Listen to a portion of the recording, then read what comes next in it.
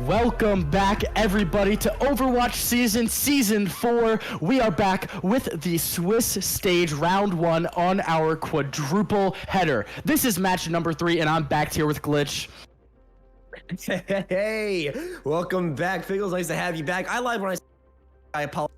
You know what? We move, we keep it going, and that's exactly what we're gonna do. We got New Junk City up on the card here, or for WV Club White versus Mousketeers. How do you think this one's gonna go? I am honestly not holding out too much hope here for West Virginia Club White. I mean, I looked at the ranks earlier, did some research beforehand, and it looks like it's gonna be a little rough, but hey, you never know. Sometimes the underdog just comes out on top, but I am super excited. We get to see New Junk City. This is a map that I know, let's go. It's gonna be so good. I am super excited, but I mean, hey, if we are even given a competitive match here, you know know I'll be okay. But as we go along through this quadruple header, let me just remind you, we are in the Swiss stages, doing things a little differently here in Seasons. But as we continue on, the teams are going to play each other and get placed against teams of similar skill so that we can separate them into their respective divisions, as we have now opened it to all higher levels. So we have some bombshells of a team, one of them actually being the Mousketeers. They come in at a very high level, so I'm really excited to see what we see from them on New Junk City. But as we hop in here, let's just talk about some comps. I mean, we saw West Virginia Blue. Yeah, we saw West Virginia Blue the other day. They were playing more of a Rush Reinhardt comp, you know. But let's see what we see from the Mousketeers, you know, playing at a really higher level. I expect to see more of the Junker Queen and the Orisa. I mean, yes, I also do agree this map, I mean, its name does favor the Queen itself in this atmospheric, electric kind of battleground that we have, but it's also one that I feel, point out as we're finally playing on it, it is a map that favors chaotic energy. So it's all about being able to manifest it and seeing what you can make out of the chaos that ensues. And I'm super excited to see this chaos. No! Oh, no way! All right. I was gonna sit down, but I'm standing back up. It's Doomfist. I guess they're gonna go for a bit of a dive here, but then you have the soldier. It's a little crazy right now. And you know, crazy.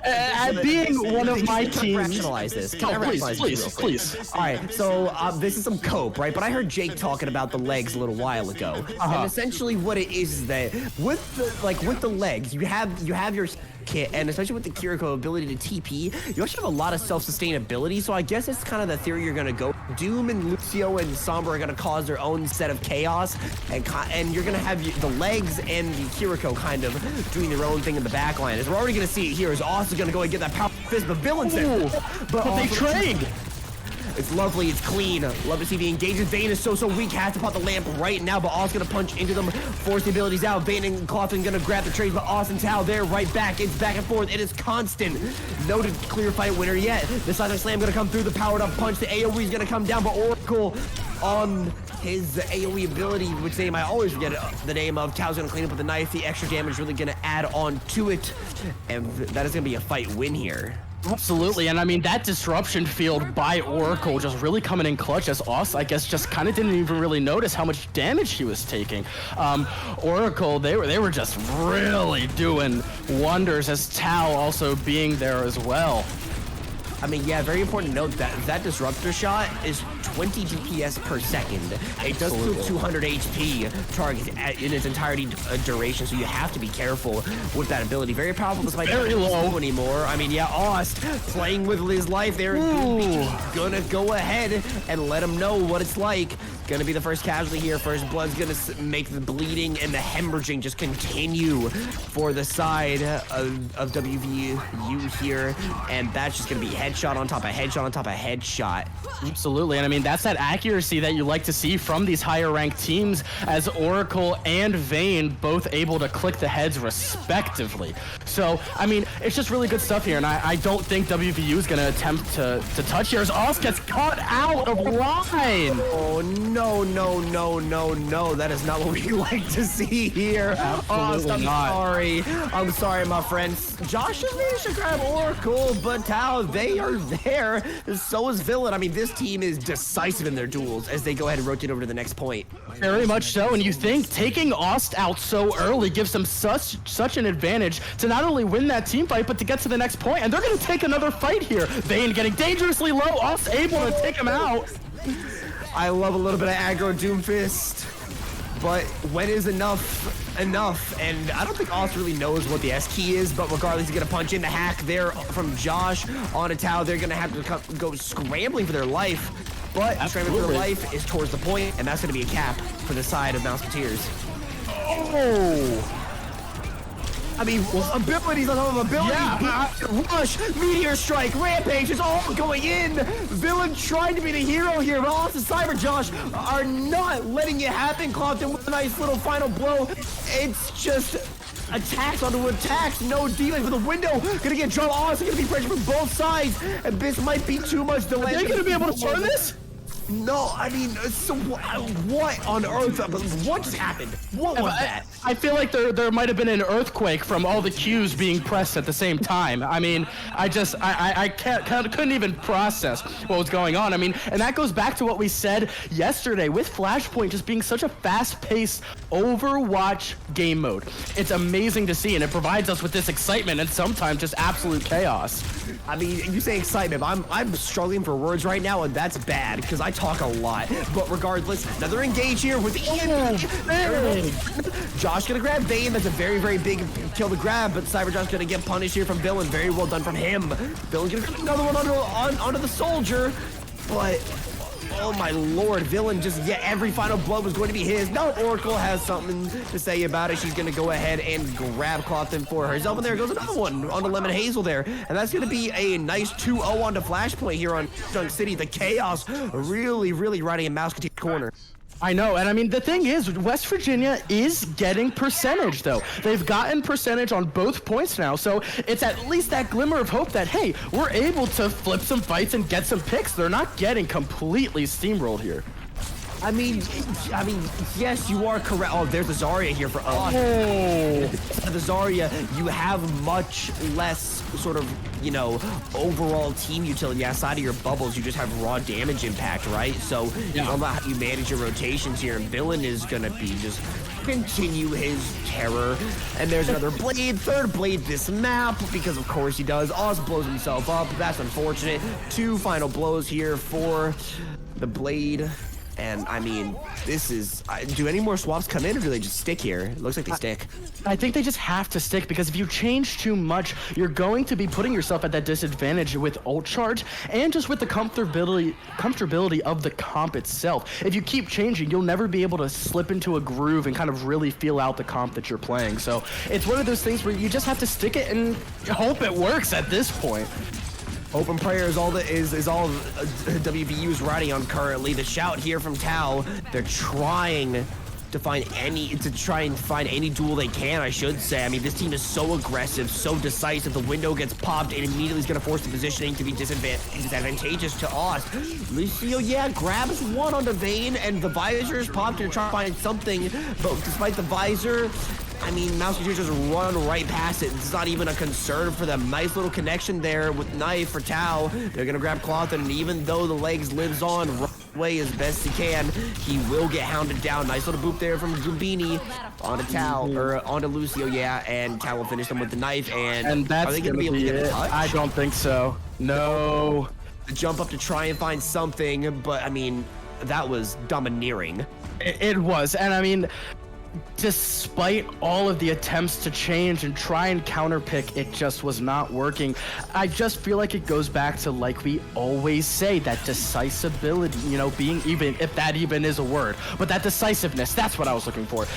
The decisiveness of the teams, when to use their ults, when to push, when to go in. And I mean, I just think we saw a really well-rounded team from the Mousketeers. Like, Oracle, she was popping off on the Sojourn. You have Tao, they're doing really good on that junker. But like Vayne and Goombini just being a solid support line, keeping everybody up, not really allowing for too many picks to come in. So it is definitely going to be interesting to see what push map West Virginia picks here, just because we saw that they kind of got rolled. I see the Doom. You see the Doom, right? So automatically I'm thinking New Queen Street. I mean, like I talked about it earlier with cranking the maps, but it is the most flashpointy of the pushes, right? It's not one lane. There's a million flanks. There's no true high ground really to play off of. There you have like your mini high grounds, but until you get past into that first checkpoint, you don't really play against any major height disadvantages. So it's definitely possible.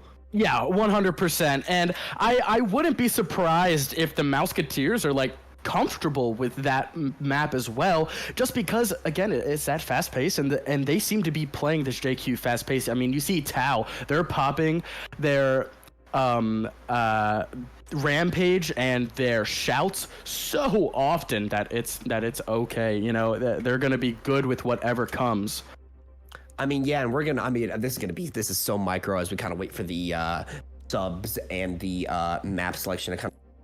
But one thing I want to highlight here is ability stacking. You don't really talk about much in Overwatch perspective, it's very much like if you're a League of Legends or a Dota or a Smite player, you'll kind of understand, or like a util or like a bunch of util being stacked upon each other, like in Valorant or Counter-Strike. You see this, you kind of layer everything on top of each other to overwhelm the team, and that's what Mousketeers are doing well. Every time I watch an execute on a fight, it looks like I'm watching an old school style League execute from back in the day. It's what it looks like to me, and it's a tapestry. It's a tapestry. It really is. And I mean, here's the thing. With Aust going that Doomfist, it's just, I don't know. It's a little bit, it seems very, very weak. Oh, Esperanza. But I'm curious. Does this signal a composition change?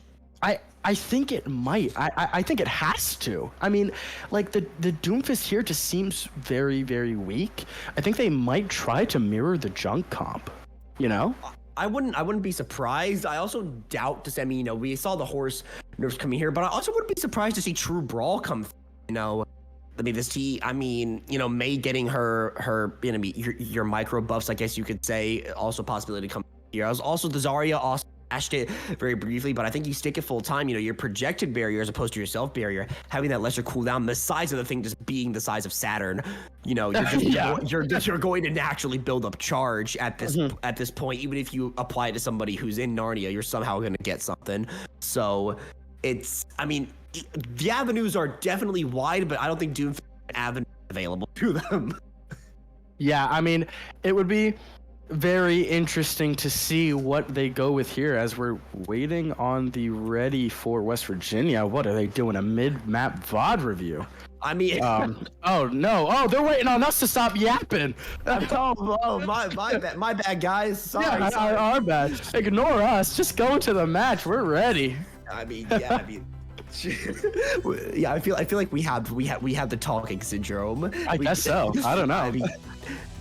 I mean, it is what it is. I mean, I thought Austin run the Reinhardt. I mean, we saw Tao hovered there for a hot sec. Yep, definitely. I mean, if they go that Reinhardt, if we get a Rhine battle in Esperanza, I would be Rhine. NA, we love Rhine. NA, we love Rhine. But you know, just a lot of this map I want to actually talk about is also another possibility I'm kind of picturing here is the ability to actually play Far Mercy comps at a reasonable level. Yes, like it is.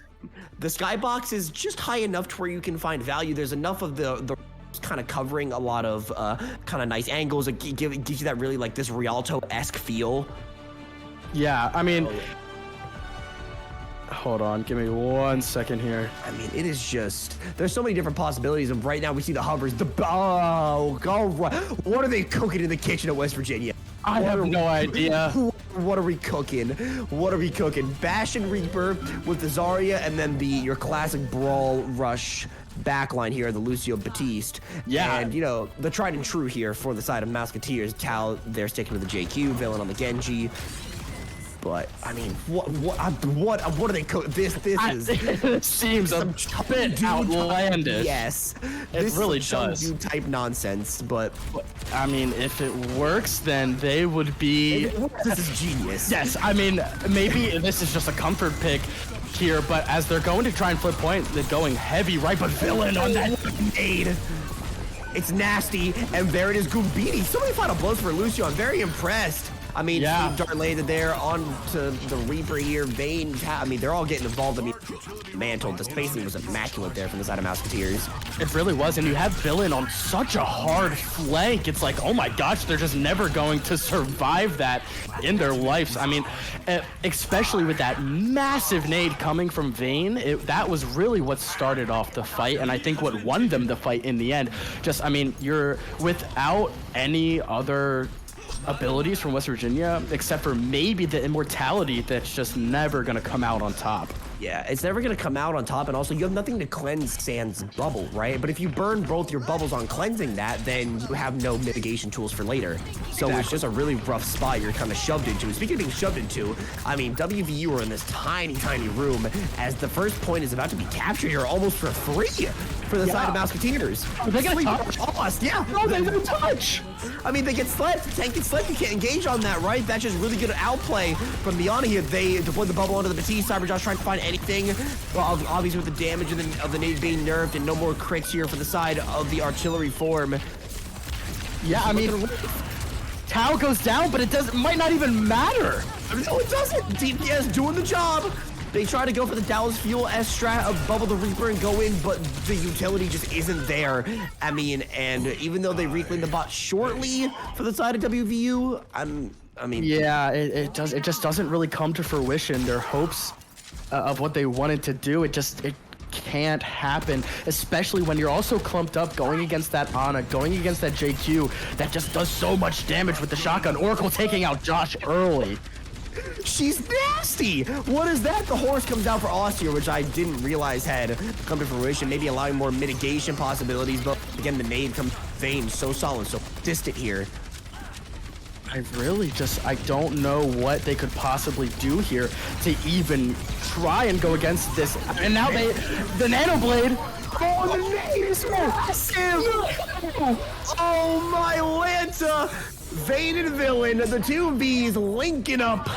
And that's a TK. And WVU either got to stick or go back to the drawing board. It looks like, oh, there goes Oz back in the Doomfist to try and touch. That Doomfist. I mean, that was just a perfect combination of ults there on the side of the Mousketeers. We'll see if they're able to salvage anything on the side of West Virginia, but it's not looking great. No, it's not. The rally there to try and gain space, and it does. They get the stun on the Tau, but they're just going to reply back with a rampage and grab his phone. Villain grabs Lucio, the visor from Oracle as well to layer damage. She is unleashing her wrath. Villain had all the fun, but Oracle said it's my turn. Absolutely. They're just marching it through. This could be it. I mean, the DPS of Mousketeer is just coming in with such heavy decisiveness, and they know exactly what they need to do at exactly the right time. Lucio, yeah, will catch Goombini there, but I don't really know if it matters when you have Villain and Oracle, just such a tag team. Yeah, able to get Villain. Hold on, we might have a little bit of a flip here, as it looks like Tau might go down as well. Yes, they do. They do indeed. I mean, Prox, we just started hitting heads just then, linking up with Cyberjosh to go ahead and grab kills and finally a sign of life from this collegiate roster. But I mean, they had the longest hike in the world. They have not moved a single meter, and you're looking at 3 meters, if I'm not mistaken, left on the side of Mousketeers. So we'll see what they're able to do. It's 3 and change, but yeah, I mean, think so. This is crazy. I mean, once again, come back to the Sentry. Sleep on Oz. Vayne actually goes for the nade of the backline, but doesn't actually manage to connect. He's gonna go for Cyber. I mean, once again, this just looks like a mechanical differential. It really does. Oz grabs 2. Oz, she's just to re-engage, but doesn't land the power punch. No stun to connect on him with about 4 HP left alive. Villain, along with Goombi, will grab the frag. And now West Virginia really needs to set up for a heavy defense. They cannot make any mistakes here, especially when you have 3 ults online for the Mousketeers and 3 ults online for the Mountaineers. It's going to be very, very difficult because they need to be able to use their ults correctly in response to the Mousketeers ults. I mean, look at this play. Look at this play right here. They've foregone the bot for high ground control because they know they don't need to move it. Force WVU to come to them. I mean, just the macro understanding. Oh, a nice stick by Cyberjosh. I mean, yeah. I mean, speaking about the mechanics, the miss. Tau punishes an Oracle. She's making her presence known on the battlefield here, and Hazel, Lemonade is gonna grab Oracle, but Villain right there, solid as ever on that cybernetic ninja. Absolutely. I mean, it's one of those things where, yeah, I guess Josh is gonna get it as far as he can, but in the end, it's really not gonna matter much. You're just wasting clock at that point, and that's exactly what Mousketeers want you to do. I mean, you really should be backing and regrouping with your team, hoping that you can retake as a full squad. I mean, look at that. Lamp is already out. Lamp is already out. Yeah. That is a huge cooldown, especially when you're looking at a Nano Blade. Good bash though to stop it, but it's not enough. It's only a rally. The armor hasn't had a chance to build up yet. Slash and dash, both supports fall. Tao, they get in the mix. Austin, Cyber Josh crumble under the pressure, and the legs has to use them to full effect. But Villain is on the hunt. Absolutely. I mean, West Virginia is going to have a monster hold. I mean, not even monster. I mean, I'm monster in the sense that this has to be the greatest story in Overwatch esports history. I guess. Lemon Hazel gets taken out. Lucio, yeah, does grab Vayne though, so support for support. Prox. Prox been coming up really big in these like clutch situations. Your Oracle's about to tumble down. No, they're not. Taken by Cyberjock. No way. What is happening here? I mean, just immaculate mechanical play. I know. It looks like West Virginia had that wrapped up, and then all of a sudden, the picks come in, and they don't know what to do. All's fighting for his life on point right now. Remember what I said about the legs in the first map. Remember what I said. You pop down the heal kit, you have the legs, you have a lot of self-sustainability. The barrier, the visor, all laid down. They want to end this right here, right now. No holding back. And we see right here, Oz coming back on the Doomfist. The rollout is impressive, but nice little one-way to, meteor strike to cleanse out the anti-nade. Allows Prime Team to get back, but will it be enough?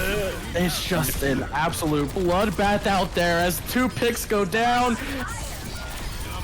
Visor from Lucio. Gets 2! He does manage to get 2, but Tao is still alive, and the shout and the life steal is still available. Oh no! 2 meters left to acquire. It's gonna be a one-touch rule here for West Virginia. Actually, maybe not, as they have a 4v2, and they take out Tao. They were not expecting that retake, as Vayne is going to go down as well. Oh my gosh, they hold him with what feels like millimeters left.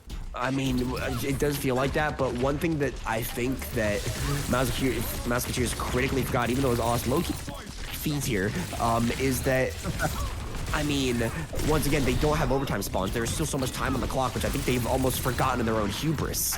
That absolutely. You don't have the regular, you don't have the regular spawn clock. As Austin, once again, tries to grab Villain and pays for his life. Josh, on the other hand, having about 4 HP to his name, situation that he's in.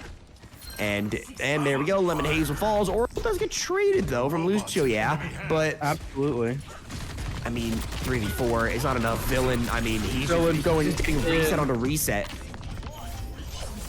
And Austin's back, but where's his team? Oh, I mean, it almost feels like he might have benefited more from just waiting and going back to, again, hold. I mean, now, I will say, the Mountaineers have taken them to 30 seconds left on the clock, despite having what seems like, I think, 2 meters push on the other side. So even if they don't win this, the fact that they have not given up a full take is impressive, as the Mousketeers are going to let them meet them, take that high ground, take that advantage. That's how you know they know what they're doing. I mean, yeah, just a positional masterclass here from the side of Mousketeers. I mean, you just have Villain kind of contesting the bot right now from his position. He can always just dash out and get out if he needs to. No one we will head into overtime right now. It is do or die for West Virginia. Do or die, and there's the nade! Along with the nade! Oh my gosh! Go in the goddamn building! Mousketeers clean it! The swiftest 2-0 of the day. Absolutely. I mean, that was just really impressive stuff there from the Mousketeers.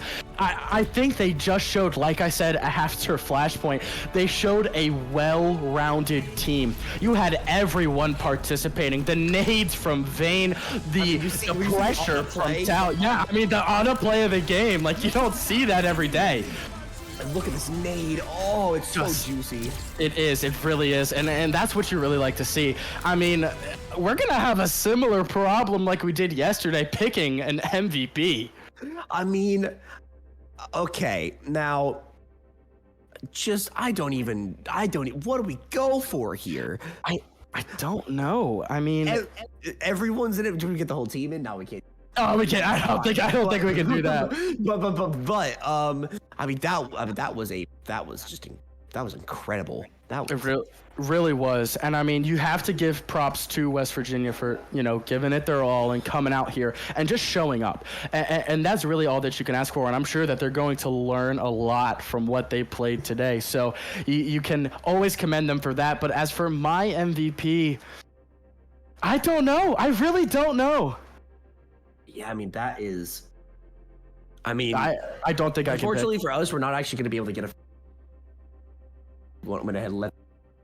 So, I mean, for me, okay, I'm going to go ahead to kind of show. I mean, we talked about it. We didn't even get the chance to talk about it because Oracle, her, and Villain and Tal, the three of them linked up into fragging bliss. But I think it goes to Vayne. I think I think I can agree with that. And like you said, unfortunately, it doesn't look like we'll be able to get any of them in as they are already out of their voice channel. So I think that Vayne, yeah, like you said, just really came up clutch. But anyway, in the sake of time, because we are running a little bit behind, thank you all for joining us for this match number 3 out of 4. We are going to move into match 4 in just a couple of minutes. So thank you for joining us, and we will see you in a bit.